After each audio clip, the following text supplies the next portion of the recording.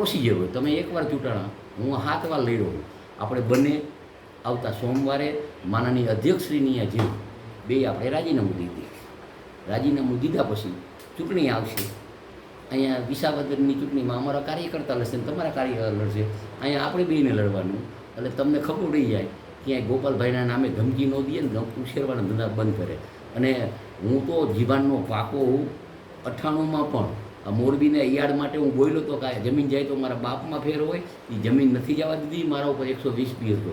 મને મોરબીના કાર્યકર્તા ઉપર વિશ્વાસ છે કે મારી ચેલેન્જ ઝીલે છે. શું કામ કે એકવાર હરાવ્યા પછી 5 વર્ષ મેં કામ કરી, સેવાકીય કામ, ગામના કામ. એટલે મને વિશ્વાસ છે તમે અહીંયા આવો, તમારા આમ આદમીના તમામ ભારતના નેતા આવે અને અહીંયા મોરબીના મારા ભારતીય જનતા પાર્ટીના કાર્યકર્તા, મતદારોનો વેપારી, અને આપણે બેને ચૂંટણી લડવાની છે. અને જો એમાં તમે પાછા પડ્યા તો તમારાય બાપમાં ફેર છે ને મારાય બાપમાં ફેર છે. આવતા સોમવારે તમે આવો શંકરભાઈની આપણે બને રાજીનામું દઈ અને રાજીનામા દઈએ પછી ચૂંટણી આવે એટલે આપણે બેને લડવાનું. અને હું હારું તો તમને 2 કરોડ દેવાના.